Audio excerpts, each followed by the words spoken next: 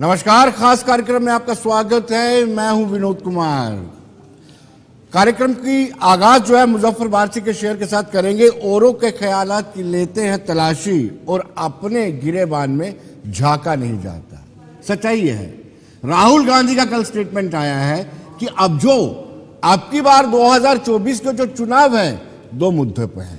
एक वो विचारधारा जो देश को जोड़ने की बात करती है और दूसरी विचारधारा वो है जो देश को विभाजित करने की बात करती है।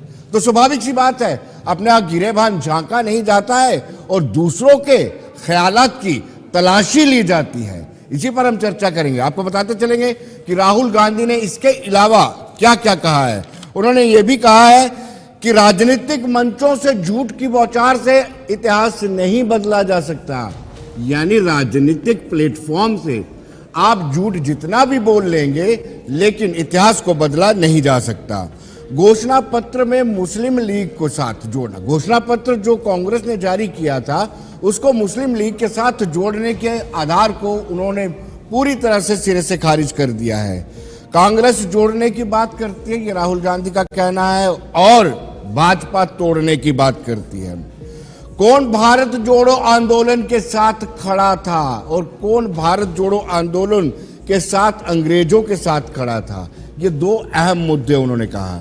जब देश में जेलों में कांग्रेसियों को बंद किया जा रहा था, तब राज्यों में कौन सी विचारधारा के लोग सरकार चला रहे थे और किन लोगों के साथ मिलकर के सरकार चला रहे थे, ये थी राहुल गांधी की बात। अब मैं बताता हूं कि भारतीय जनता पार्टी की जो प्रचार चल रहा है, प्रसार प्रचार, वो 370 के इर्द गिर्द ही चल रहा है।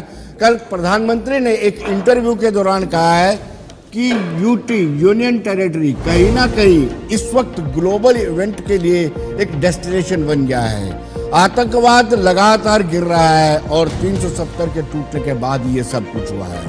वहीं योगी आदित्यनाथ जो चीफ मिनिस्टर हैं, वो कठुआ में कल आए हुए थे। उन्होंने भी कहा कि आतंकवाद का जड़ 370 था और आहिस्ता आहिस्ता 370 खत्म होने के बाद आतंकवाद भी टाटा बाय बाय करते नजर आ रहे हैं। उन्होंने कहा कि हमारे आराध्य श्री राम और कृष्ण के अस्तित्व का सवाल उठाने वाले ये कांग्रेस आज वोट मांग रही है सनातन के नाम पर। 50 वर्षों के जो पुराने मामले थे उनको भी सुलझाया गया है। वहीं भी राजनाथ सिंह ने भी ये कहा है कि कश्मीर विकास को देख करके पीओके, कश्मीर में जो विकास हो रहा है उसको देख करके पीओके वासी भी चाहते हैं कि वो भारत के साथ जुड़े। और जैसे मैंने शुरुआत में कहा कि प्रचार 370 के आसपास ही घूम रहा है और हमने उस दिन से कहा था जिस दिन प्रधानमंत्री नरेंद्र मोदी ने यहाँ पर मौलाना आजाद स्टेडियम में रैली की थी। उस रैली में कहा था कि भारतीय जनता पार्टी की अगुवाई वाली केंद्र में एनडीए सरकार ने 370 में संशोधन किया, 35 को रिपील किया और शायद वही एक वजह थी कि आज कहीं ना कहीं पार्टी डिमांड कर रही है कि लोग 370 सिर्फ और सिर्फ बीजेपी को दें। लेकिन हम आपको बताते हैं कि योगी आदित्यनाथ जो उत्तर प्रदेश के मुख्यमंत्री हैं, उन्होंने कल कठुआ में अपनी रैली के दौरान क्या कहा, देखिए। कश्मीर में धारा 370 समाप्त करके यहां की आतंकवाद की समस्या का समाधान, देश के अंदर नक्सलवाद की समस्या का भी समाधान हो गया। सुरक्षा की बेहतर स्थिति है, इंफ्रास्ट्रक्चर, अत्याधुनिक इंफ्रास्ट्रक्चर आप देख रहे होंगे। कई highway, railway, metro, rapid rail, IIT, IIM, medical college, AIIMS जैसी सौगात आज देश को प्राप्त हो रही है। साइंस एंड टेक्नोलॉजी के नए नए केंद्र बन रहे हैं, अत्याधुनिक इंफ्रास्ट्रक्चर विकसित हो रहा है, बेहतरीन माहौल में भारत आगे की ओर बढ़ रहा है। जी को जय श्री राम।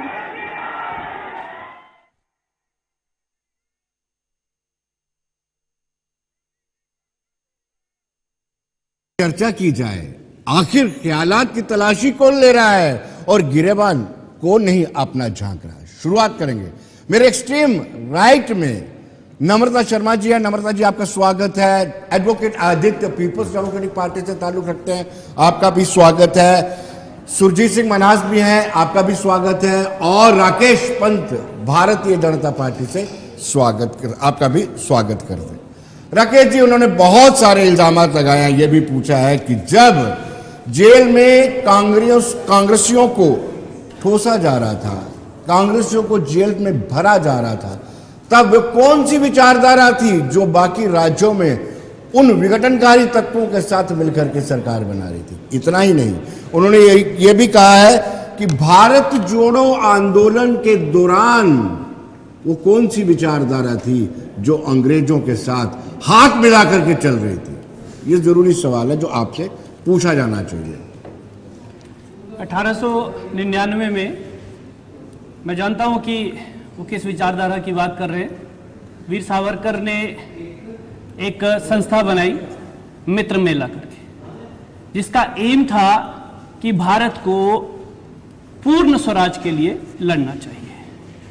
1909 में पार्लियामेंटो रिफॉर्म्स हुए, जिसके विरुद्ध सावरकर ने आर्म्स कॉन्फ्लिक्ट जो है उसको छेड़ने की बात करी। और इस देश के इतिहास में 3 भाइयों को, सावरकर को 2 दफे काला पानी की सजा, और तीनों भाई जो हैं वो आजादी की इस लड़ाई में शरीक हुए। और उसके बाद मैं ये कहूं कि चाहे आपके दादा, मेरे दादा या मनाज साहब हैं, उनके दादा परदादा, किसी भी तरह से कोई ना कोई हम लोग कहीं ना कहीं भारत की स्वतंत्रता के साथ हमारे जो पुरखे हैं वो जुड़े रहे होंगे। ये एक स्वतंत्रता जो है वो किसी एक परिवार ने नहीं, किसी ने व्रत रखा होगा, किसी ने कुछ किया होगा, किसी ने इस देश के अन्न भंडार में थोड़ा सा कुछ डाला होगा, तो सभी ने कहीं ना कहीं इस देश की जो स्वतंत्रता संग्राम था उसमें भाग लिया। ये कांग्रेस अकेले जो बात करती है, सिर्फ गांधी परिवार ने इस देश को स्वतंत्र थोड़ी ना कराया। और यहां तक विचारधारा की बात है तो ये जो विचारधारा है, ये सतयुग ले लीजिए, द्वापर ले लीजिए, त्रेता ले लीजिए, वहीं से ये विचारधारा जो है वो 2 शक्तियों के बीच में थी। एक असुरी शक्तियों का प्रतिनिधित्व करते थे और दूसरा देवीय शक्तियों का प्रतिनिधित्व करते थे। मतलब आप कह रहे हैं कि असुरी शक्तियों का, बिल्कुल। तो ये असुरी शक्तियों का वही क्रम जो है वो अभी तक चलता आ रहा है। जो राम को ना मानने वाले हैं वो असुरी शक्तियों के साथ हैं, जो राम को मानने वाले हैं वो देवीय शक्तियों के साथ हैं, जिन्होंने राम के अस्तित्व को नकारा वो असुरी शक्तियों के साथ हैं, जिन्होंने राम को काल्पनिक कहा, जिन्होंने राम मंदिर का जो लोग उसमें प्राण प्रतिष्ठा में जो लोग नहीं गए। राहुल जी ने एक और इम्पोर्टेंट बात कही है कि राजनीतिक मंचों से झूठ की बौछार से इतिहास को नहीं बदला जा सकता। बिल्कुल, हम इतिहास को बदलने की कोशिश नहीं कर रहे हैं। ये कहते हैं 2 विचारधाराओं की लड़ाई है। ये 2 विचारधाराओं की लड़ाई है। किसने इस देश को बांटने का काम किया? 1947 आपके सामने है। देश जो है वो बंटवारा हुआ, उसका किस विचारधारा से हुआ, कौन राज कर रहा था? उसके बाद जितने बड़े बड़े राइट्स हुए, हिंदू मुस्लिम ले लीजिए, हिंदू सिख ले लीजिए। मैं बात करता हूं हिंदू मुस्लिम राइट ऑफ 1964 किसकी सरपरस्ती में हुआ? हिंदू सिख राइट ऑफ 1966 किसकी सरपरस्ती में हुआ? गुजरात कम्युनल राइट 1969 किसकी सरपरस्ती में हुआ? फिर उसके बाद ले लीजिए सबसे बड़ा, मैं और बड़ी फहरिस्त है, 1984 का दंगा जो है जिसमें हमारे 16-17 हजार सिख भाई मारे गए, वो किसकी सरपरस्ती में हुआ? और बात करते हैं जिस मोहब्बत की गुजरात वाला आप भूल गए। गुजरात की 1969 की मैंने बात करी है। गुजरात किसके प्रधानमंत्री काल में हुआ? एनसीईआरटी में बदला गया, इसलिए आप बदल लिए। बिल्कुल, मैं उसी पे आ रहा हूं। और जिस मोहब्बत की दुकान की ये बात करते हैं, वो मोहब्बत की दुकान चरणदास महंत जो है वो कहते हैं कि अगर प्रधानमंत्री को रोकने के लिए कोई ऐसा आदमी चाहिए जो प्रधानमंत्री के सर में डंडा मारे, ये इनकी मोहब्बत की दुकान है और ये देश को जोड़ने की बात करते हैं। चलिए मैं नम्रता जी से जानना चाहूंगा। नम्रता जी, वाकई में इस वक्त की लड़ाई या इस वक्त के चुनाव ऐसे है कि एक ताकत, एक विचारधारा ऐसी है जो देश को बांटना चाहती है, और दूसरी विचारधारा जो मोहब्बत की दुकान चला रही है वो देश को जोड़ना चाहती है। अब तर्क संगत तरीके से आपको बताना पड़ेगा। तर्क संगत तो हो सकता है लेकिन तथ्य संगत नहीं है। जी देखिए, जो राकेश जी कह रहे हैं ये अपनी ही बातों में उलझे हुए हैं। ये देवीय, ये उसी विचारधारा के हैं जो कहते हैं कि जो वासुदेव कुटुंबकम का नारा देते मोदी कुटुंबकम पे आ जाते हैं, जो खुद को कृष्ण तुल्य कहते हैं और अडानी को कहते हैं कि वो मेरे लिए एक चावल की छोटी सी गठरी लाया, और वो बताते हैं उनको कि वो कौन थे? वो सुदामा थे। वो अडानी को वो पीडीपी से पूछिए कौन थे? जी, पीडीपी की भी बारी आएगी। पीडीपी की भी बारी आने वाली है ना बात करने की। आपको मुझे बताइए, पीडीपी से आप मुझे बताइए आपको सबसे दिक्कत क्या है बीच में बोलने वाली? आप को उछलने वाली जरूरत क्या है? कोई दिक्कत नहीं है, आपका आप समय तथ्यों के आएगा। साथ खेल देखिए रही हैं, राकेश जी आप बोलने खेलती हैं, दीजिए, ये राकेश जी उनको बोलने आप दीजिए। तो सिर्फ तथ्य बोलते हैं और चलिए सत्य बोलते हैं। चलिए आपने कस्टोडियन नम्रता जी आप में बोलिए, सत्य आप है। बोलिए, आपका समय है, बोलिए। आज जिस तरह से संवैधानिक संस्थाओं का दुरुपयोग किया जा रहा है ताकि विरोधी पार्टियों के खिलाफ उन्हें शस्त्र बना के इस्तेमाल किया जाए, तमाम जो कानून, और एक चीज होती है जब यहाँ पे आचार संहिता लग जाती है तब इन संस्थाओं का इस्तेमाल नहीं किया जा सकता, लेकिन आज भी एनआईए का इस्तेमाल, ईडीए का इस्तेमाल किया जाता है कि आप हमारी पार्टी में, बीजेपी में शामिल हो जाएं तो आप साधु बन जाएंगे, नहीं तो आपको अंदर कर दिया जाएगा। जी। ये सब चीजें जो हो रही हैं, क्या ये तुष्टीकरण की राजनीति नहीं है? नहीं, ये नम्रता जो जी आज- कहते हैं कि इलेक्शन कमिश्नर ऑफ देखिए, इंडिया, जिस तरह से हमारा एक डॉक्यूमेंट सामने आता है, क्योंकि उसमें खाली गारंटीज नहीं है और एक लिखित डॉक्यूमेंट है, वो इनके डॉक्यूमेंट की तरह नहीं कि कहीं पे भी जाकर 2 करोड़ रोजगार की बात कर दीजिए, 15 लाख खाते में आने की बात कर दीजिए, किसान की आय दुगनी की बात कर दीजिए। हमने जो डॉक्यूमेंट लाया है that is well placed in front of the public in a form of a document, right? और उसमें सब कुछ है, उसमें जुडिशरी का भी हवाला है, उसमें किस तरह से पार्लियामेंट चलेगी और किस तरह से 144 हमारे सांसदों को बाहर निलंबित किया जाता है, उसका भी जिक्र है कि इस तरह से किया जा सकता है या नहीं किया जा सकता। विरोधी पार्टियों की जुबान को कैसे और आज ये जो बता रहे हैं कि धर्मशास्त्री बने और देवता तुल्य अपने आप को मानते हैं, ये देवता तुल्य कभी वोट पिछली जो इन्होंने 2018 में वोट मांगा वो पुलवामा पे मांगा, इस बार अभी भी मुझे लगता है आचार संहिता का उल्लंघन है कि ये राम के नाम पे वोट मांगना चाहते हैं। और जिस तरह से गंगा को साफ करने की बात की थी, गंगा के नाम पे इन्होंने पैसा खाया, अडानी को उसका भी ठेका दिया। किस तरह से काशी विश्वनाथ मंदिर के अंदर जो ठेके दिए गए किसको दिए गए, किस तरह से राम मंदिर के ठेके किसको दिए गए, इन सब पे बात होगी। मैं तो सही कहती हूँ कि 70 साल में जो ना हो सका वो मोदी जी ने इन 10 वर्षों में किया। महिलाओं को निर्वस्त्र करके कभी नहीं सड़कों पे लाया गया, इनके दौर में हुआ। 70 दिन तक प्रधानमंत्री चुप रहा, इनके दौर में हुआ। किसानों को एक इन्हीं के मंत्री के पुत्र द्वारा नीचे कुचला गया, इनके दौर में हुआ। 750 किसान शहीद हुआ, इनके दौर में हुआ। जो कुछ बेड़ागर्क इस देश का हुआ वो इन्हीं के दौर में हुआ। और अब जवाब देने के लिए, और अब जनता तैयार नहीं है कि प्रधानमंत्री के रूप में मोदी जी को देखा जाए। अगले जो कार्यकारिणी प्रधानमंत्री अभी मोदी जी हैं, उनको किसी भी हाल में आगे देखने के लिए। और IIT IIM एम्स की बात करके कल योगी जी यहाँ गए, वहां से निकलने वाले छात्रों का क्या होगा? आज प्लेसमेंट हो रही है, क्या हालत बना दी है पिछले 10 वर्षों के अंदर? क्या आपने जो सरकारी आदित्य जी से भी जान लेते हैं। आज रोजगारों की। आदित्य जी आप पेशे से एडवोकेट भी हैं, पीपल्स डेमोक्रेटिक पार्टी के प्रवक्ता भी हैं, क्या वाकई में इस वक्त लड़ाई 2 विचारधाराओं की है? एक वो विचारधारा जो समाज और देश को तोड़ने की कोशिश कर रही है, और एक वो विचारधारा जिसको हम इंडिया ब्लॉक या इंडिया अलायंस कहते हैं, उन दोनों के बीच में है ये चुनाव, इस पर आधारित है। देखिए विनोद जी, ये विचारधारा की जो लड़ाई है, ये विचारधारा है आरएसएस की और गांधी की। जी, हम खड़े हैं गांधी की विचारधारा के साथ, जिसने देश आज़ाद कराया था, और आरएसएस की वो विचारधारा है जो देश को वापस उस लेवल पे लेके जा रहा है जहां पर राष्ट्रीय एक स्वयं सेवक संघ देश को तोड़ना चाहता है। मैं आपको जी। साबित करके देता हूं कैसे करना चाहता हूं। देखिए विचारधाराएं होती हैं आइडियोलॉजिकली कि आप करना। गांधी ने आइडियोलॉजी वो थी जिसके ऊपर देश आजाद हुआ है। ऐसा नहीं था कि गांधी आज दिन उठे और खड़े होकर कहा कि देश खाली करो।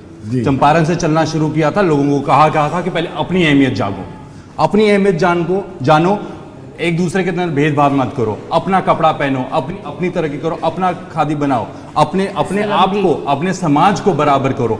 फिर उठ के कहा, जब लोगों को ये समझ आई कि हमें क्या चाहिए, फिर उठ के कहा कि अब हमें अंग्रेजों से आजादी चाहिए। ये विचारधारा वो है कि बीजेपी वोट नहीं चाहती है विनोद जी, बीजेपी चाहती है कि वो ये डिसाइड करे कि आप किसके साथ उठ के बैठेंगे। वो ये चाहते हैं कि आप किससे बात करेंगे। आप ये चाहते हैं कि आप ये भी फैसला वो लेना चाहते हैं कि आप किस रंग का कपड़ा पहनेंगे और किस रंग का कपड़ा नहीं पहनेंगे। जी, ये विचारधारा की लड़ाई है। और अगर इतना ही विचारधारा पे आरएसएस टिकी है तो क्यों अजीत पवार को लिया जाता है डिप्टी सीएम? चक्की पी सिंह प्रधानमंत्री ने बोला था ना, देवेंद्र फडणवीस ने, अगले दिन हार पे नारे, क्या क्रेडिबिलिटी रह जाती? अगर आप फौजियों के नाम पे वोट मांगा था फौज के नाम पे। जी, अशोक चौहान, उसने किसके फ्लैट में किया? आपने उसको राज्यसभा का चीफ मिनिस्टर, आदर्श घोटाला आप उसको छोड़े। छगन भुजबल, नारायण राणे, आपने प्रफुल्ल पटेल के लिए 15 से 20 प्रेस कॉन्फ्रेंस की हैं सब लीडरों ने, जिसके अंदर 4 सिटिंग कैबिनेट मिनिस्टर आज के हैं बीजेपी के, जिन्होंने कहा था प्रफुल्ल पटेल ने अननेसेसरी एयर इंडिया का मर्जर किया है और 840 जहाज जबरदस्ती खरीदे। आज वो उसकी जैसी वो छोड़ता है इंडिया ब्लॉक को, वो जाता है बीजेपी के एनडीए ब्लॉक में, उसके खिलाफ केसेस बंद किए जाते हैं। और एक आखिरी मेरे मित्र ने बोला कि 1984 के दंगों का बोल के, ये सबका जवाब आपको देना पड़ेगा। सर एक बात का, 1984 के दंगों के बारे में बोलते हुए बोला कि मेरे 16,000 सिख भाई मारे गए, यही बोला ना इन्होंने साहब। कम से कम 1,1200 मुस्लिम भाई भी मारे गए थे गुजरात राइट्स में। क्या आपने बोला? क्या आपने उठ के ये बात बोली? क्या नूह के अंदर जब दंगे किए जाते हैं और एक पर्टिकुलर कम्युनिटी के ही घर तोड़े जाते हैं, क्या वो विचारधारा की लड़ाई नहीं है? क्या वो देश की लड़ाई नहीं है? हाँ, संविधान को मुझे लगता है कि राकेश पंत जी को इसका जवाब देना पड़ेगा।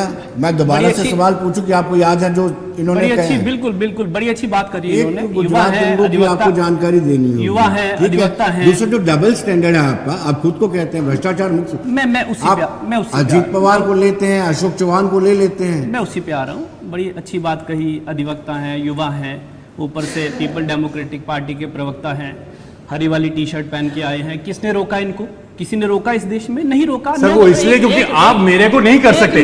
मेरे मैंने रंग, मैं एक मिनट मैं समझाता हूं मैंने क्यों पहना है, मैंने बताता हूं। नहीं विनोद जी, मैं सुनाता हूं इनको। मैंने ये रंग इसलिए पहना है क्योंकि ये रंग देश के अंदर अलाउड है पहनना, लेकिन अगर मोदी जैसे इंसान और आरएसएस की सोच को चलने दोगे तो ये रंग भी नहीं चलने देगा। आपसे पूछा जाएगा साहब, सिर्फ सवाल उठाना कि इसने इस रंग का, सिर्फ सवाल उठाना कि इसने इस रंग की कमीज पहनी है, ये विचारधारा की बताती है, ये बताती कितनी करप्टेड ये माइंड है। ये वो व्हाट्सएप अंकल हैं, ये व्हाट्सएप अंकल है हमारी जनरेशन में, इनको जीने, हम इनको रहने नहीं देंगे।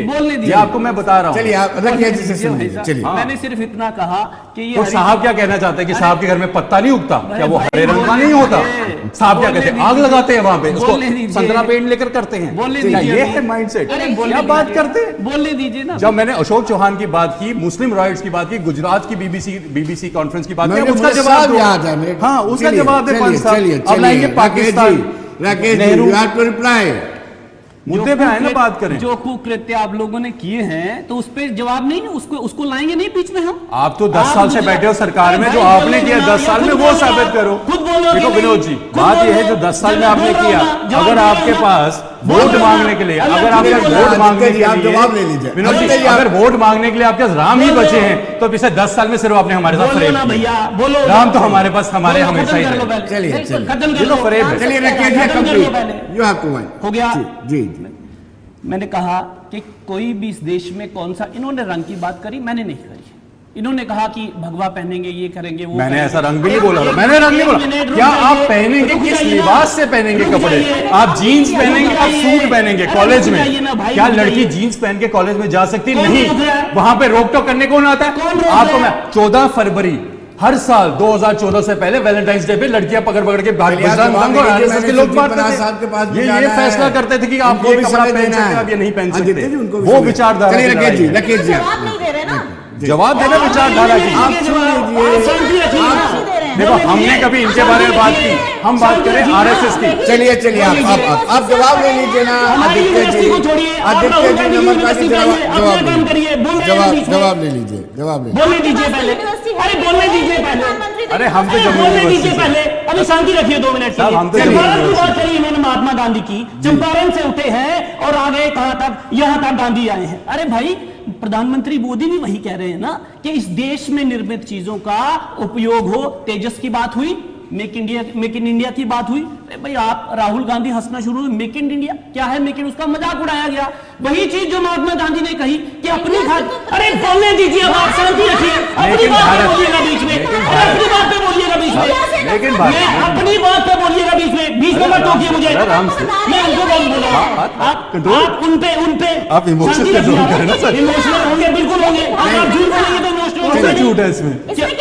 बिल्कुल सत्य लेडीज स्टैंडिंग सर।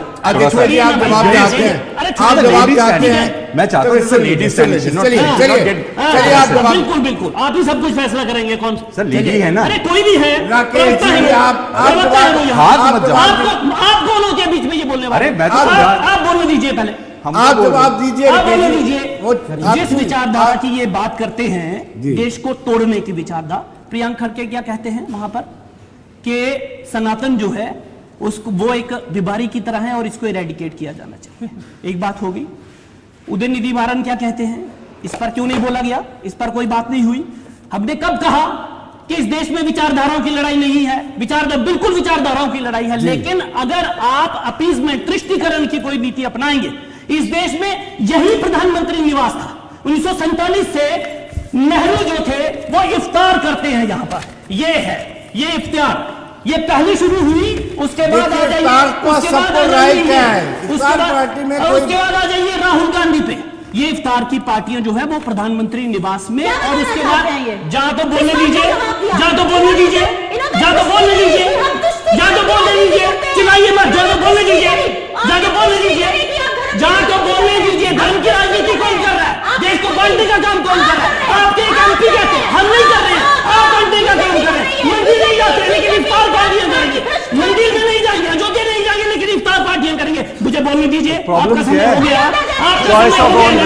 आपका समय हो गया, 20 में मत बोलिए। किसका समय हो गया? ये 2 अरे किसका समय हो गया? ये 24 के चुनाव बताएंगे, इस पर आ जाइए, यहीं पे रोकिए। टीआरपी बढ़ाने के लिए मत बोलिए, इधर फैक्ट्स पे बोलिए। लेकिन मैं मनाज साहब के पास जाऊँ, एक मिनट विनोद जी से 1 मिनट लूंगा। एक मिनट आप इफ्तार करते हैं, आप इफ्तार करते हैं, हमें कोई गुरेज नहीं है, कोई समस्या नहीं, लेकिन उसके साथ साथ 1947 से प्रधानमंत्री आवास में नवरात्रे भी होने चाहिए थे, उस पर क्यों नहीं गए? आप क्या करते हैं इस पर नहीं, लेकिन तुष्टीकरण की राजनीति नहीं चलेगी। प्रधानमंत्री जब भी बात करते हैं 140 करोड़ लोगों की, चलिए अपीजमेंट की पॉलिसी नहीं होनी चाहिए। लेकिन मनाज साहब, आपको ये बताना होगा कि आपकी पार्टी का क्या रुख है। वाकई में ये लोग तोड़ की राजनीति करते हैं, देश को तोड़ने की राजनीति कर रहे हैं, और आप जो पाकिस्तान और चाइना की इंटरवेंशन की बात करते हैं, आप कौन से जोड़ने की राजनीति करते हैं? आप 370 को डिफेंड करते हैं, 35A को डिफेंड करते हैं, आप कौन सी राजनीति करते हैं? और आप उसी अलायंस का हिस्सा हैं जिस पर इस वक्त चर्चा चल रही है। विनोद जी, बड़ी अच्छी बात हो रही है। आज बिल्कुल लड़ाई 2 विचारधाराओं की है। एक तरफ इंडिया अलायंस है जो सबको साथ लेके चलना चाहता है, सेक्युलर फोर्सेस को सबको साथ लेके चलना चाहता है, जो सनातन की, मैं वहां पे भी आता हूं, आप सुनिए। जी जी, अगर आपने हालात देखने हैं तो पाकिस्तान के हालात देख लीजिए, वहां पे सेक्युलर सिस्टम नहीं है, क्या हालात हो गए। अफगानिस्तान के हालात देख लीजिए, वहां पे क्या हालात हो गए। हमें आरएसएस वगैरह पे नहीं आना चाहिए था। आरएसएस का जनाब मुझे ये बताइए क्या रोल रहा है देश की आजादी में। अगर कोई प्रधानमंत्री अपने गृह उसमें इफ्तार पार्टी करता है, इसमें क्या गलत बात है? अगर आप सारी जमातों को साथ लेके नहीं चलेंगे, ये गांधी का देश है, ये गोडसे का देश नहीं है जहां गोडसे के मंदिर बनाए जाते हैं। इनका एक एमपी ये कहता था कि हम गोडसे को मानते हैं, गांधी को नहीं मानते। ये हम किस तरफ जा रहे हैं? विनोद जी, 370 की बात की जाती है, 370 अंदर खाते। आज बीजेपी वाले भी ये समझते हैं कि 370 चला गया, हमारा स्पेशल स्टेटस चला गया। 370 कोई एनसी का नहीं था। 370 देखा जाए वो हमने फॉरवर्ड किया था, जो महाराजा हरि सिंह बहादुर ने 1927 में हमें दिया था जी। ये और इस महाराजा के खिलाफ आपने ही जंग शुरू की थी 13 जुलाई 1931 उन्हीं को निकाल दिया मुंबई में। तरसते रहे कि आप महाराजा आप बड़े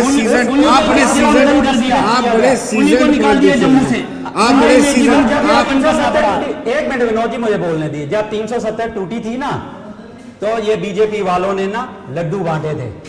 जब सुप्रीम कोर्ट ने जनाब वो ऑर्डर दिया ना, मोहर लगी ना सुप्रीम कोर्ट की, सुप्रीम मोहर लगी, हम भी नितमस्तक होते हैं उनके आगे। किसी ने लड्डू नहीं बांटे क्योंकि अंदर खाते। आज आप एम्स में चले जाइए, कहते हैं एम्स में खुलवाया गया है, एम्स में चले जाइए, सारे लोग बाहर के लगते थे। ये पंत साहब भी मानेंगे जनाब, पहले मैं नहीं लगता था, आप लग जाते थे। आप नहीं लगते थे, आदित्य जी लग जाते थे। हमारे घर के अंदर की लड़ाई थी। आज बाहर के लोग यहाँ पे आ गए और 20 साल आप और वेट करिए, बाहर के लोग यहाँ के एमएलए होंगे। और एक सवाल हमारे डोगरों का, एक सवाल आपके बनता है, एक सवाल आपके बनता है कि जब विभाजन हुआ था 37.4% मिनॉरिटीज पाकिस्तान में थी और आज 3.01%। कभी इस पर चर्चा की कि मिनॉरिटी में पाकिस्तान में मिनॉरिटी का क्या हाल है? कभी इस पे चर्चा की आपने? सर, कभी ये आपने हम बताना पाकिस्तान चाहते को हैं आतंकवाद कि की घटना क्या देंगे ऐसे कहा? क्या ये ऐसे जवाब हालात आपने हम हिंदुस्तान में लाना चाहते हैं जो यहाँ की माइनॉरिटी है उनको हम अगर रिकॉग्नाइज नहीं करें, ऐसे हालात हम हिंदुस्तान में लाना चाहते हैं? क्या हालात बन गए उन देश के, आप देखिए। कभी आपने उसको क्रिटिसाइज नहीं किया? ऐसी कौन सी बंदिशें हैं? आप बंदिशें बता दीजिए। आप देश को क्रिटिसाइज कीजिए ना। सुनिए, जब शेख साहब के पास हुकूमत आई थी, उन्होंने साहब कहा था हम गांधी के उस भारत में जाएंगे। उस वक्त टू नेशन थ्योरी थी, यहाँ मुस्लिम बहुबल इलाका था, यहाँ के लोग ये थ्योरी थी कि मुस्लिम पाकिस्तान में जाए, हिंदू हिंदुस्तान में रहे। ये शेख साहब थे जो एनसी थी जिन्होंने उसको चरण किया और यहाँ के लोगों को इंडिया के साथ रखा, गांधी के साथ रखा। आज ये किस चीज की बात करते हैं? ये बात करते हैं राम हमारे भी, हमारी भी श्रद्धा है, हमारी भी आस्था राम में है। क्या कंट्रीब्यूशन रही मुझे बताइए आरएसएस की? मुझे पंत साहब बताएंगे आरएसएस की क्या कंट्रीब्यूशन रही, क्या देश के आंदोलन में की? ये तो अंग्रेजों के साथ थे। आप क्या बात करते हैं? चलिए एक ब्रेक के बाद फिर लौटते हैं। पंत जी से पूछेंगे, आदित्य जी से सवाल पूछेंगे, नम्रता जी से पूछेंगे और एक सवाल जरूर पूछेंगे। ये बार बार सवाल उठता है कि राष्ट्रीय स्वयंसेवक संघ जो 1925 में दशहरे वाले दिन जिसकी स्थापना हुई थी, उसका आजादी के यानी स्वतंत्रता संग्राम में क्या रोल था? मिलते हैं छोटे से ब्रेक के बाद।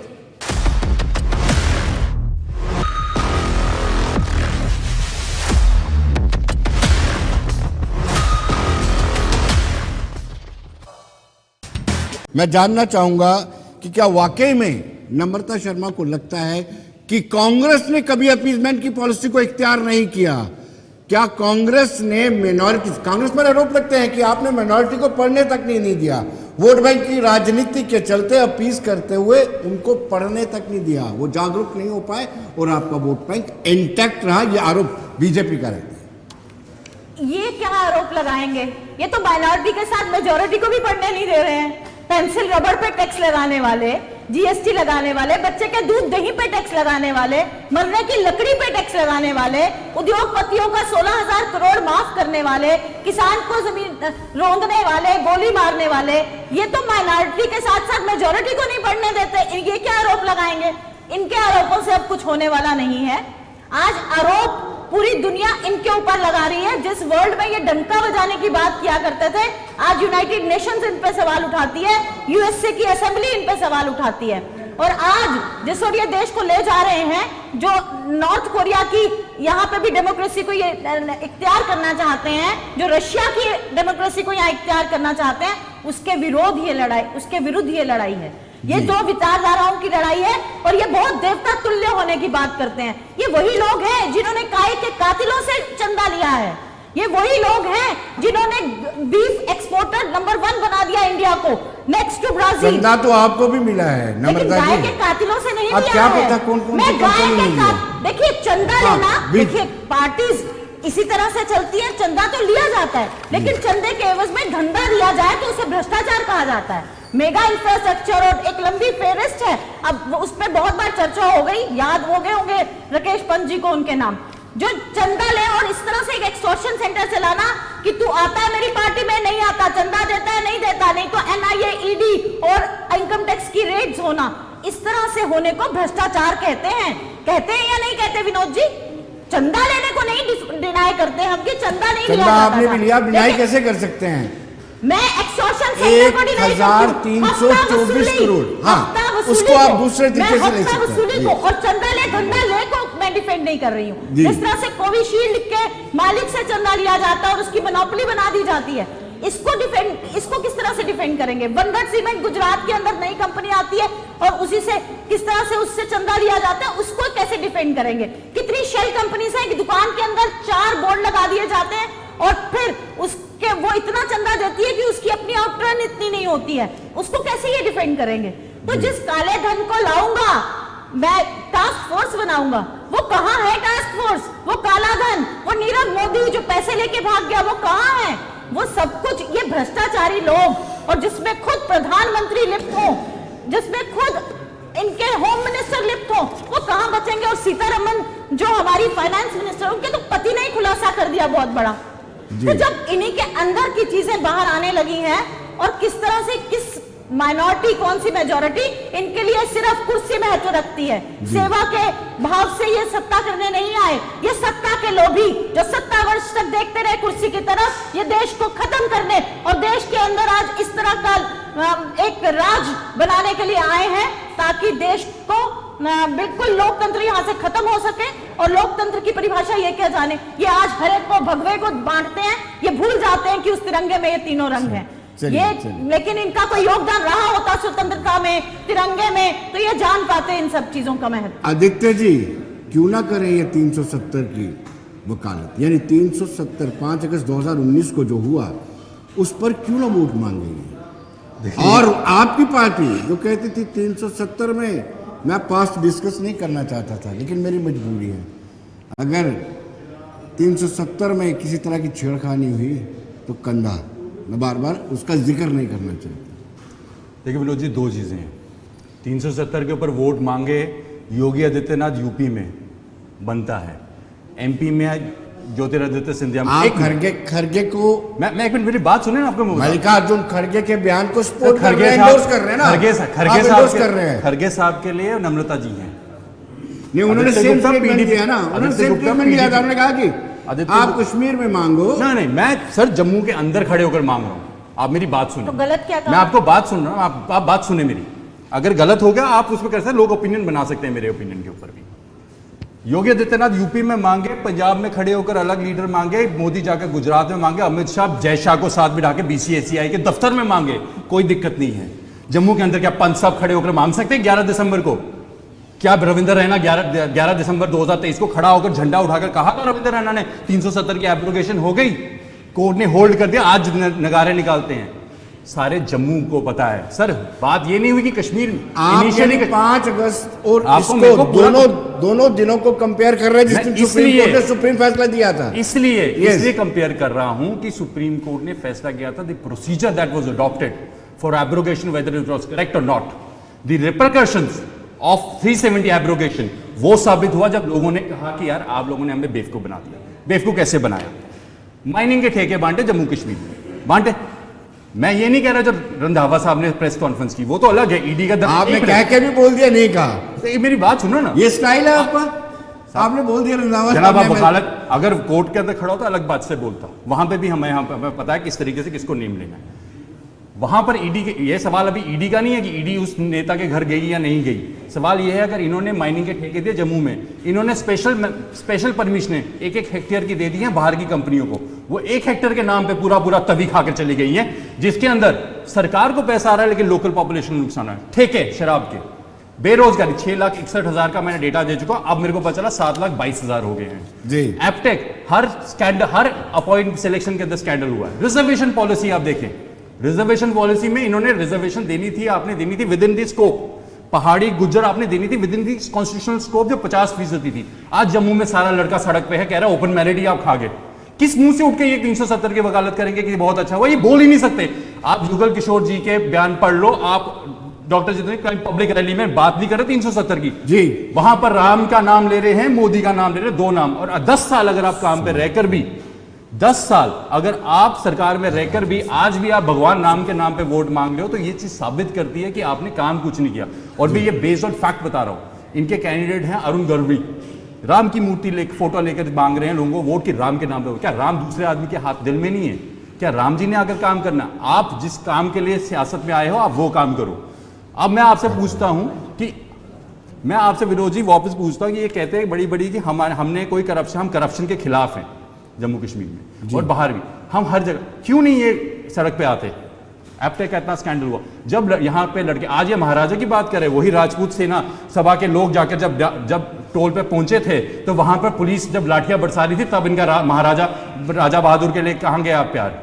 तब नहीं इन्होंने खड़े हुए। और ये महाराजा की, ये हमारा स्टेट सब्जेक्ट, हमारे जो राइट्स ओवर प्रॉपर्टी, वो डोगरों को बचाने के लिए महाराजा ने डाला था। तो बीजेपी जिसको पता ही नहीं आइडियोलॉजिकली क्या चीज है, क्या हिस्ट्री है, वो ये व्हाट्सएप पे मैंने कहा ना, आपको पढ़ते हैं आप। और एक बेस्ट आप, इन्होंने बात की आरएसएस की हिस्ट्री की। 1937 में सावरकर ने सपोर्ट की थी 2 नेशन स्टोरी। अंबेडकर जी कहते हैं, it is surprising to see that in spite of lot of differences, ideologically Muslim League and Hindu Mahasabha are same. This is B.R. Ambedkar कह रहे हैं, क्योंकि ये दोनों टू नेशन थ्योरी को सपोर्ट करना शुरू हुए। तो हमारे सिर पे 47 का फटका मत फाड़ो, ये सब आप ही के पुरखों ने और आप ही के लोगों ने आपकी देन है। You supported Jinnah, you gave him the support, जिसकी वजह से उसको वो पावर मिली और उसने तबाही की। आप कैसे कर सकते हो? आप ये उठ के कहते हो, आज उठ के योगी आदित्यनाथ उठ के IIT IIM। एक छोटा सा सवाल आपसे, थोड़ा सा 1 मिनट में आप जवाब देंगे। आप 13 जुलाई को शहीदी दिवस मनाते रहे कि नहीं? 13 का छुट्टी कैसे, कहाँ आप मनाते रहे? मनाएंगे। आपके चीफ मिनिस्टर मजार पर जाते रहे कि नहीं? गए आप जनाब, गया। मेरे ये को सारा रिवोल्ट महाराजा के खिलाफ था। आज आप महाराजा के सीधे पढ़ते हैं, ये डबल स्टैंडर्ड नहीं है तो क्या है? मैं बताता हूं महाराज, अगर आप कहते हैं कि 13 जुलाई का दिन मनाया जाता है, वो मनाया जाता है क्योंकि वो पहले से चलता रहा था। बंद कर दी ना, क्या हमने उठ के कहा कि आपने गलत किया? बोला। एक मिनट, अब मैं आपसे पूछता हूं, 1 मिनट, कल ईद थी, छुट्टी दी सरकार ने। 1 मिनट, सवाल क्या है? देश एक इंसान से नहीं बनता है, देश कम्युनिटी से और लोगों से बनता है। जिस आदमी का सियासत से कोई लेना देना नहीं है, वो अपने काम पे सुबह जाता है, चाहे वो जिस मर्जी धर्म का हो, रोटी लाता है, बच्चे को खिलाता है।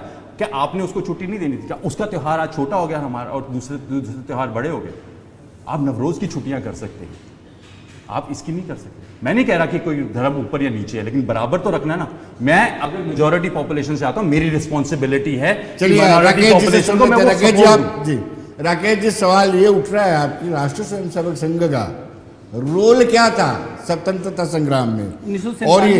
1947 की अभी मैंने बात करी ना, इन्होंने अभी आपके ऊपर फटका नहीं फाड़ रहे हैं हम लोग, आप थे ही नहीं तब, आपके ऊपर क्या फटका फाड़ना है? हम तो उनकी बात कर रहे हैं जो 47 में थे और जिन्होंने ये कहा कि इस देश में 2 विचारधाराएं चल रही हैं और एक देश को बांटने का काम किया जा रहा है। दूसरी बात ये कि इन्होंने कहा लकड़ी पे टैक्स हो गया, इस पे हो गया, ये बेच दिया, वो बेच दिया। The Karnataka Hindu religious institutions and amendment act bill 2024, आप क्या करते हैं? 5% टैक्स लगाते हैं सिर्फ मंदिरों के ऊपर, मस्जिदों को, और बाकी अदारे जो धार्मिक है उनको छोड़ देते हैं। क्यों छोड़ देते हैं? बाकी वालों को सब पे लगाएंगे। उसके बाद दिल्ली में 18,000 और 16,000 रुपए आप दे देते हैं इमाम्स को, और मुजीम जो है दिल्ली वक्फ बोर्ड वाले, उनको दे देते हैं तनख्वाह। मंदिरों को क्यों छोड़ा? पंडितों को क्यों छोड़ा? पुजारियों को क्यों छोड़ा? क्योंकि आपने क्या करना है? आपने अपीसमेंट करनी है, तुष्टिकरण करना है कि एक को उठाओ, उसके बाद यहां बांटने का एक आधार बनाओ और फूट डालो और बराज को लो। देश जब तरक्की कर रहा है, देश आगे बढ़ रहा है, देश जो है आप कहते हैं कि हो नहीं रहा, ये जम्मू जो है ये पहला शहर है, यहाँ IIT IIM और एम्स जो है वो एक ही शहर में तीनों है, कोई और जम्मू जो कोई और मैंने अकेले ने एजुकेशन पढ़ा, पुल पे बैठा था, बीजेपी वालों ने लाठियां चलाई थी हम पर, हम बैठे थे पुल पे एम्स लेने के लिए। हो गया ना टाइम, क्रेडिट नहीं ले सकता, हो गया टाइम, ये वकीलों का क्रेडिट है। बार एसोसिएशन जम्मू ने अकेले लड़के लिया था, कोई और पार्टी नहीं ले सकती। आपका क्रेडिट ले, आप कहाँ थे? वकील था, उधर पुल पे था, रिकॉर्डेड है। आप प्रवक्ता बन के आएंगे? आप रिकॉर्डेड था, आपके बस की नहीं है ना। लोग प्रवक्ता नहीं सुन रहे, दूसरा लोग जम्मू के लोगों को सुन रहे लिया हुआ है। इनका 4 डोगरों को सुन रहे हैं, इनका काम उसी टाइम आपने 4 डोगरों को सुन रहे हैं जो कह रहे हैं हमें कोई दिक्कत नहीं है। काम आपने वही निपटा दिया जब आपकी पार्टी की अध्यक्षता ने कहा कि अगर यहाँ से 370 हटाई गई तो यहाँ। हाँ, तो RSS वाला कैसे कह सकता है? 52 साल तो अपने पार्टी के ऑफिस के ऊपर धरना नहीं उठाया। RSS वाला कभी बोल सकता है? 52 साल इनके पार्टी के झंडे, इनके RSS के दफ्तर के ऊपर इंडिया का झंडा नहीं चढ़ा। अरे उस पे आइए, उस दिन तब नहीं चढ़ा। इट इज अभी इस पे आइए। ये कहते दिल्ली में ये लोग, ये नेशनल कॉन्फ्रेंस, दिल्ली को छोड़ो जरा, जम्मू के हो ना, दिल्ली को अपील करते रहो, जम्मू की तबाही कर दो। जम्मू की तबाही कर दी है इन्होंने। जम्मू से धोखाबाज कौन है? डोगरों से धोखा किसे किया है? भारतीय जनता पार्टी ने। मैं कहता हूँ कौन सी कौन सी कौन सी किससे मरवाई? आपका कौन? एक ये ऑन पटल बीजेपी को पूरा चैलेंज करता हूं मैं, ऑन पटल, अदरवाइज ऑन पटल ये बता दें कि पिछले 5 साल में इन्होंने डोगरों के लिए ऐसी क्या चीज लाकर दी जो कश्मीर में नहीं गई है। देखो दिखा दे, आज बता दे टारगेट स्टेट। देखो विनोद जी, उछलों का वर्ड आई जस्ट देखिए, when you go completely mind, हम लोग कोर्ट में हम लोग कहते हैं when you're strong on facts, hammer the facts. When you're strong on law, hammer the law. When you're nothing, you just keep on jumping. That is what he's doing. चलिए उनको complete तो करने दीजिए। हाँ करें। एम्स मैंने कहा, IIT मैंने कहा, रोड इंफ्रास्ट्रक्चर कहा, और ये बात करते हैं कि हम जम्मू के डोगरों की बात करते। आपने यहां से और आपकी हुकूमतों ने यहां से जो जम्मू के लिए हमने यूनिवर्सिटी ली तो लड़कर ली, आपने कश्मीर में दी, यहां नहीं दी, लद्दाख में ली तो लड़कर ली। आप जम्मू के डोगरों की बात करते हैं। एम्स जो है सरकार आपकी, अरे भाई सरकार आपकी पिछली नहीं, आपकी सरकार है। आप 5 साल से 5 साल में प्रधानमंत्री को 4.5 साल बाद वक्त मिला जम्मू आने का। 4.5 लाख साल वोट मांगा, 370 करोड़ जम्मू नहीं पहुंचे। जम्मू नहीं आए प्रधानमंत्री, झूठ नहीं है ना। जम्मू नहीं आए प्रधानमंत्री। अच्छा, जुगल किशोर, हाँ एक ग्रोथ हुई थी जम्मू में, मैं भूल गया, सॉरी। जुगल किशोर जी ने पार्लियामेंट में बोला था मेट्रो रेल तैयार है, और उसका एक स्टॉप विनोद जी आपके बाहर भी है। नहीं, no, it was not remove, वो आज भी रिमूव नहीं हुआ है पार्लियामेंट्री डिबेट से। ये पार्लियामेंट्री डिबेट से आज भी नहीं किया है। मैं क्या जम्मू के लोगों को देश का झंडा उठाने वाला, हाँ, तो आरएसएस वाला कैसे कह सकता है झंडा उठा के पार्टी के दफ्तर में नहीं लगाया? आप अपनी बात करिए। मैं डोगरा खड़ा होकर कहता हूँ झंडा दोनों लगाया मैंने देश का झंडा भी लगाया, मैंने पार्टी का झंडा भी लगाया। आप जाके पूछ लो मोदी से। चलो मैं पूछूंगा अपनी अध्यक्षता से एक सवाल, इनको पूछना अमित शाह से एक सवाल। बेटे जय शाह के अंदर ऐसी क्या काबिलियत है कि बीसीसीआई के सेक्रेटरी बन गए? आप पूछो जय शाह के पापा से पूछो, इसको बांटने की बात करिए। अमित शाह, जब पूछो अमित शाह से, उस पे बात करिए। मना साहब, आप मुझे ये बताइए, 370 में संशोधन होता है, 35 से रिपील होता है, क्या अब स्थितियां बदल चुकी हैं? क्या जम्मू के लोग भी इस फैसले के खिलाफ हैं? विनोद जी, बड़े दुख की बात है जी, 370 हमारे यहाँ तोड़ा गया, हमारा स्पेशल स्टेटस लिया, और बीजेपी सारे मुल्क में 370 बेच रही है, वोट ले रही है। राकेश जी ने कहा कि यहाँ पे आईआईटी खुले, राकेश जी ने कहा यहाँ आईआईएम खुले, बहुत अच्छी बात है। यहाँ पे रोड्स का इंफ्रास्ट्रक्चर हुआ जी, बहुत अच्छी बात है, मुबारक के हकदार हैं। लेकिन मुझे राकेश जी ये बताएं, आज उस आईआईटी में, आज उस एम्स में जम्मू के कितने लोग लगे हैं? आज ये सड़कों का जितना जाल बिछ रहा है, मुझे राकेश जी बताएं, इनके अपने इलाके के कितने लोग वहां पे काम कर रहे हैं? जी, यही जब रोड का 2004 में जब एक्सटेंशन हो रही थी, तब जम्मू के लोग, जम्मू के ठेकेदार यहाँ पे काम कर रहे थे, माइनिंग वाले काम कर रहे थे, और यहाँ से हमारे लोगों को रोजगार मिल रहा था। आज लेबर का आदमी भी यूपी से आ रहा है, बिहार से आ रहा है, एमपी से आ रहा है। क्या फायदा हुआ हमें? 370 तोड़ के हमें क्या फायदा हुआ? 370 एक प्रोटेक्शन थी जो महाराजा बहादुर ने। मना साहब, आप बड़े सीजन हैं और जम्मू को बड़े अच्छे तरीके से जानते हैं। जम्मू का लोकल लोग क्या प्लम्बर का काम करते थे? क्या वो सब्जी बेचते थे? क्या वो मजदूरी का काम करते थे? पहले भी हम अपनी इन जरूरतों को पूरा करने के लिए या तो गोल मार्केट खड़े होते थे, नई बस्ती खड़े होते थे, गंग्याल खड़े होते थे मजदूर लेने के लिए। विनोद जी, आज प्लम्बर की बात नहीं है जी, आज किसकी बात है? जब एम्स में कितने बच्चे लगे हैं मुझे बताइए डोगरे? जम्मू कश्मीर में कितने बच्चे लगे हैं मुझे बता दीजिए। जितेंद्र सिंह की बहू लगी। नाम मत लीजिए, अगर आपको फैक्ट नहीं मालूम तो नाम मत लीजिए। आप बताइए, नाम मत लीजिए, आप नाम मत लीजिए। प्रोफेसर जो है जम्मू के लगे आपको हैं। इतनी तकलीफ क्यों हो रही है? नाम तकलीफ नहीं हो रही है, क्योंकि आपको पता ही नहीं किसी चीज का।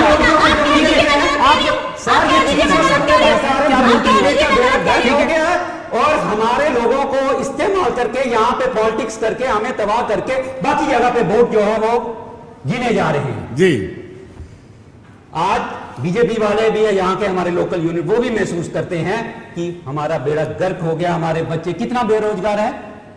पिछले दिनों फिगर्स देखिए, अभी 2 दिन पहले की बात है, आईआईएम अहमदाबाद में 36% स्टूडेंट्स की प्लेसमेंट नहीं हुई है। आप बात करते हैं बड़ी तरक्की हुई है, अहमदाबाद के बच्चों की प्लेसमेंट नहीं हुई। ठीक है ना। आप अब यहाँ जम्मू की हमारे बच्चों की एम्स बात में करें। यहाँ पे आ जाइए राकेश जी, मुझे बोलने आप जम्मू दीजिए। के आप बच्चों की बात मैं कर जम्मू रहे की हैं। जब बात करता हूँ, आप जम्मू बताइए मुझे कितने बच्चे आपके अभी यहाँ अहमदाबाद पे की एम्स बात में कर लगे रहे हैं, मुझे बताइए। आप बता दीजिए कितने आपके ठेकेदार जो यहाँ पे सप्लाई कर रहे हैं सड़कों पे मटेरियल, बता दीजिए। अगर आप बता देंगे मैं सेटिस्फाई हो धारा जाऊंगा। 370 जाने के बाद 30,000 नौकरियां यहाँ मिली, उस पर ये अब बोलेंगे कहाँ मिली, कैसे मिली। अच्छा, उसके बाद ये लीजिए, जब एम्स बना, जब आपका IIT बना, यहाँ बच्चे पढ़ने के लिए बाहर से आए, यहाँ के बच्चे जो है गए। अच्छा, लिस्ट की आप बात करते हैं, जब लिस्ट निकलती है आप एक नाम पे आ जाते हैं, अजी वो क्यों लगा, वो क्यों लगा, किसी में कैलिबर नहीं हो सकता, मुझे अफसोस है, किसी में कैलिबर नहीं हो सकता लगने का। 30,000 पे सेटिस्फाई है। उसके बाद यहाँ पे हम 5-5 लाख नौकरियां लगाते थे, कम से कम 60,000 हमारा जो डेली वेजर वो फ्री घूम रहा है बेचारा, उनको आप कर दीजिए ना। पिछली 4 लिस्ट मैंने पहले भी एक एग्जांपल दिया था। पिछली 4 लिस्ट लाहौरी गेट में मेरे एक दोस्त लगे इंस्पेक्टर हैं, जम्मू के हैं, और एन नंबर ऑफ एग्जाम्पल आपको दे सकता हूं। अगर आप कनाट प्लेस में इंपोरियम खोल सकते हैं, कश्मीरी सेब आप बेचने के लिए वहां मंडी में जा सकते हैं, देश एक है ना, क्या वहां से यहां पर आकर के काम करने का राइट उनको नहीं है? आप खारिज कर दिए उनके अधिकारों को। JNK को आप पूरे हिंदुस्तान के साथ कंपेयर मत करिए। घर में आपका बच्चा जो कमजोर होता है ना, आप उसके लिए स्पेशल फीड जो स्टार्ट करते हैं। चलो ये तो माना, आपने मना दिया। JNK था, पंजाब के लोग यहाँ पे आके जमीनें खरीदना शुरू हो गए थे। जब महाराजा बहादुर के पास कुछ यहाँ के बुद्धिमान लोग गए, उन्होंने कहा कि इस चीज को रोका जाए, तब ये स्टेट सब्जेक्ट का मसला बना जी ने एक चीज मानी है, इसलिए JNK अगर कमजोर है तो अगर इसको स्पेशल स्टेटस दिया जा रहा है तो इसमें कौन सी बुरी बात है? बिहार के लोग लड़ रहे हैं, वहां पे मराठे लड़ रहे हैं कि यहाँ पे बिहार के लोग निकाले जाएं, और आप कहते हैं कि हम अपना विनोद जी ऐसा टाइम आने वाला है। एक मिनट अभी टाइम कम है, मैंने 2 पैनलिस्ट से बात करनी है। चलिए एक बात अभी कहा कि आप जम्मू कश्मीर जो है वो कमजोर है, घर का बच्चा जो है वो जो कमजोर हो जाता है उसको स्पेशल। अरे भाई 60 साल में आप लोगों ने राज किया और जम्मू कश्मीर तब भी कमजोर रहा। उसके बाद जम्मू कश्मीर क्रिकेट एसोसिएशन का पैसा क्या हमने खाया? भारतीय जनता पार्टी ने खाया? क्या किन लोगों ने खाया? कश्मीर के जो युवा हैं उनको नौकरियां किसने खाई? जम्मू कश्मीर बैंक में किन के लोगों की नौकरियां लगी? स्पेशल बैकडोर एंट्री किसने कराई? इसका जवाब भी तो आपको देना पड़ेगा। वो दीजिए। एक ज्वाइंट इन्वेस्टिगेशन करवा रहे थे सब स्टैंडर्ड की, एम्स की भी, जेके बैंक की भी। जेके बैंक, एम्स सबकी इकट्ठी करा देते। जेके बैंक, रिंग रोड।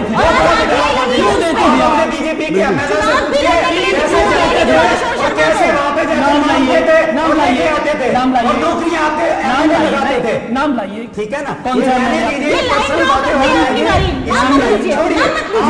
यहाँ पे फायदा लेते थे ये, क्योंकि हम प्रोटेक्टेड थे इसलिए फायदा लेते थे। आज बाहर के लोग आ रहे हैं, वो फायदा ले रहे हैं, और हमारे लोग, हमारे बच्चे आज बेरोजगार रहे। 370 आपने सिर्फ और सिर्फ एक शील्ड की तरह इस्तेमाल किया, आपने अपने पर्सनल बेनिफिट्स। पहले मैं आदित्य जी के पास जाऊंगा।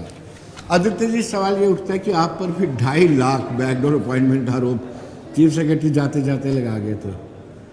सर ऐसा है कि मैं कहता हूँ जितनी बैकडोर एंट्री हैं, जितने स्कैंडल हैं, एम्स की अपॉइंटमेंट, जेके बैंक, लिंक रोड, सबकी जांच होनी चाहिए। सबको कंसोलिडेट करो और जॉइंट इन्वेस्टिगेशन। और तब तक आप कहते हैं सारी एजेंसी, तब तक आप कहते हैं सारी एजेंसी बीजेपी, तब तक एनडीए गवर्नमेंट हैंडल कर रही है। एक मिनट सर, एक मिनट, इनकी सेटिस्फेक्शन है ना, ये बोल रहे हैं ना बैकडोर अपॉइंटमेंट। मैं कहता हूँ लिंक रोड, जेके बैंक, यहाँ हमारे लड़के, हमारे आदमी को 30,000 का लोन डिफॉल्ट होता है। मैं वकीलों में आपको बता रहा हूँ, लाख का डिफॉल्ट होता है, बैंक वाला घर पे होता है, दरवाजे ठठ बजाता है, प्रॉपर्टी सीज करता है, बैंक मैनेजर इस तरीके से बात करता है जैसे नौकरी करता आदमी उसकी। 34 करोड़ का लोन माफ हुआ है। अगर माफ नहीं हुआ है, जो लेने वाले कौन है? अब ये कहेंगे मैं नाम लूंगा तो कहेंगे नाम क्यों ले लिया? मेरे को नाम लेने की जरूरत नहीं। शेख शकील साहब हैं एक हमारे यहाँ पे सिविल एक्टिविस्ट, वो करते रहते हैं, उन्होंने लाया, ही इज अनअर्थड। उसको छोड़ो, तरक्की जम्मू कश्मीर में हुई है, बीजेपी के नेताओं की हुई है। आपने भी जेके बैंक की ये हुई, जेके बैंक के ये लोन आप छोड़े, सरकारी कोठियों पे आज तक चीफ जस्टिस ने कहा 43 लोग बैठे क्यों हैं? जब एमएलए नहीं रहे, कोर्ट कह रही है फिर भी रहना है। तीसरी, हमारे यहाँ पर आर्म्स डिपो के पास 1 मंजिल का घर नहीं बना सकता आम आदमी, 3-3 मंजिल की कोठियां खड़ी कर दी। आप मुझे बताओ, वो भी तो है। और ऑन टॉप ऑफ इट इनकी पार्टी का कार्यालय गांधीनगर में है, सरकारी अलॉटेड जमीन है। हाँ है, तो ले लो, ले लो, कर लो कोशिश, तो ले लो ना। मैं तो कह रहा हूँ, ले लो। नेता क्यों नहीं रविंदर? छोड़े ना कविंद्र गुप्ता, छोड़े, क्यों नहीं लेता? He is not the deputy CM. Court कर रही है ना, कोर्ट क्या कर रही है? ये तो आपने अगर कोर्ट बदमाश को उठाकर बाहर फेंकती है, कितने लोग हैं उसमें? आप नेता हो, अरे आपके कितने लोग कोर्ट हैं? बदमाश को उठाकर बाहर फेंक सकती आपके है, कितने लोग नेता हैं को उसमें? नहीं। हमारी सदर नहीं रहती, आपका तो कार्यालय हमारी भी जो है सरकारी उसमें हाँ, बना है, तो निकाल दो ना। सरकारी क्वार्टर में बना हुआ है। अगर आप मुझे निकालोगे तो अब आपको अपनी बी टीम, अपनी पार्टी, इन सबको भी खाली करना पड़ेगा, दिक्कत हो जाएगी। आजाद साहब की कोठी दिल्ली में खाली करानी पड़ेगी, दिक्कत हो जाएगी। आजाद साहब एक मिनट सर, और ऑन टॉप ऑफ ये बात कहते हैं ना स्पेशल स्टेटस, छोड़िए वो। मैं बताता महाराजा जी ने क्यों, महाराजा बहादुर ने क्यों किया था जम्मू कश्मीर में स्पेशल स्टेटस। इसलिए किया था कि नॉर्थ वाली साइड से हम मुस्लिम पॉपुलेशन थी थोड़ी, बीच में डोगरे थे और उस साइड से पंजाबी कल्चर, 3 अलग अलग cultures. He wanted to preserve his own रियासत, उस रियासत को, और स्पेशली डोगरा कल्चर जिसकी बड़ी थिन लाइन थी, पॉपुलेशन बड़ी कम थी, उस कल्चर को आप खुद देख सकते हैं विनोद जी। हम लोगों के रूटीन कल्चर्स में काफी डाइल्यूजन आ गई है जो फर्दर और एनहांस होगी, उसकी प्रोटेक्शन थी। आप कहते हैं बाहर से आकर एम्पोरिया खोलते थे, 99 ईयर लीज गवर्नमेंट देती थी। सीकॉप सिडको, अब मैं चैलेंज करता, कोई मुझे दिखाते कि गवर्नमेंट ने कभी नहीं दी लीज। जो अप्लाई करता था बाहर की इंडस्ट्री, मैं आपको नाम दे देता हूं सर, यूफ्लेक्स 2014 में खुला है। हाँ, यस, यूफ्लेक्स 2014 में सबसे बड़ा यूनिट जम्मू कश्मीर में आज भी 2019 के बावजूद यूफ्लेक्स ही है, लीज पे है, पैकेजिंग सब कुछ वहां से होती है।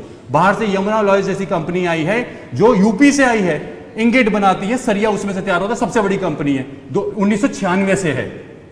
1992 के अंदर यमुना लॉयज ने पहला यूनिट लगाया था, बाहर से आई भी है। और ये बेसिकली बाहर की बात इसलिए करते हैं, योगी को भी इसलिए लाते, पॉपुलेशन सारी बाहर की होगी। पार्टनर है नम्रता जी, हमारे पार्टनर नहीं है, ये हमारी पार्टी है असली, जिनको इनसे लड़ना है। हम तो अपनी विचारधारा पे लड़ रहे हैं। आपके घोषणा पत्र को मुस्लिम लीग के साथ जोड़ना, फिर मल्लिकार्जुन खड़गे का ये बयान देना कि 370 का सरोकार सिर्फ जम्मू और कश्मीर से, इसको आप कैसे देखेंगे? कहीं डिफेंड और डिफाइन कर पाएंगे? देखिए, ये जो 370 को आप ही ने सबसे पहले कहा कि 370, मुझे ये बता दीजिए 370 में रह क्या गया था? सिर्फ यहाँ सेफगार्ड्स थे ना आपकी जमीनों की, आपकी नौकरियों की। क्या ये आज किसी मंच से खड़े होकर कह सकते हैं कि हमने बहुत अच्छा किया कि हमने अपने बच्चों के रोजगार दूसरों को दे दिए? किसी मंच से इस बात की चर्चा कर सकते हैं? क्यों इनको योगी के नाम पे आज वोट मांगने पड़ते हैं? क्यों मोदी के नाम पे वोट मांगने पड़ते हैं? कर्म नेता है ना, इनको अपने कर्मों पे वोट मांगने चाहिए। क्यों जितेंद्र सिंह जी अपने नाम पे वोट नहीं मांग सकते? क्यों जुगल किशोर जी को मोदी का सहारा लेना पड़ता है? क्यों बैसाखियों के सहारे चलते हैं? 2 लाख से ज्यादा रैली का दावा करने वाले कि कश्मीर के अंदर की, आज भी अपने वहां से अपने प्रत्याशी क्यों खड़े नहीं कर पा रहे? आज भी क्यों बैसाखियों का सहारा ढूंढ रहे हैं? आप मुझे बताइए, ये बड़ी बड़ी बातें कर रहे थे कि आपका सरकारी खजाने पे वो है, ये है। जेड+ सिक्योरिटी के लिए क्या नियम है, किनको दी जाती है? मुख्य विपक्षी पार्टी को तो नहीं दी जाती, जो जाना चाहते हैं उनको तो सिक्योरिटी भी नहीं दी जाती। लेकिन यहाँ जेड+ सिक्योरिटी लेके भी कौन कौन घूम रहा है, किन पार्टियों के नेता, किनको कैसे बनाया गया? तो आज जो ये माइनॉरिटी की बात करते हैं, मनमोहन सिंह जी सिख कम्युनिटी से थे और वो प्रधानमंत्री रहे इस देश के, यहाँ मुस्लिम कम्युनिटी से भी प्रेसिडेंट रहे हैं। ये था भारत जिसको बनाया गया था कांग्रेस द्वारा। आज का भारत जिसमें ये उन्हीं मनमोहन सिंह जी ने कहा Muslim must have first right over the resources of India. आप बात कर रही हैं यहाँ पे। मुझे प्रॉब्लम सारी है धर्म की, पंच साहब की। ठीक है पंच साहब, आप अपने खाने को, आप अपने ताजे खाने को वो कर दो, इसको हाथ सर आपकी घड़ी संकेत दे रही है कि समय नहीं है, घड़ी संकेत दे रही है समय नहीं है। हिंदू परिषद ने कैसे प्रधानमंत्री जब भी बात करते हैं 140 करोड़ लोगों की बात करते हैं, आपकी तरह ही Muslim must have first right of the resources.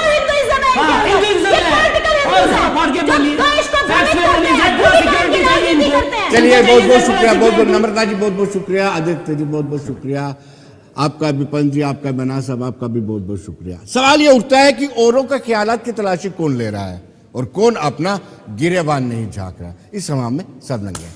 तो दर्शकों बने रहिए देश दुनिया की खबरों के लिए और मुझे दीजिए इजाजत। नमस्कार।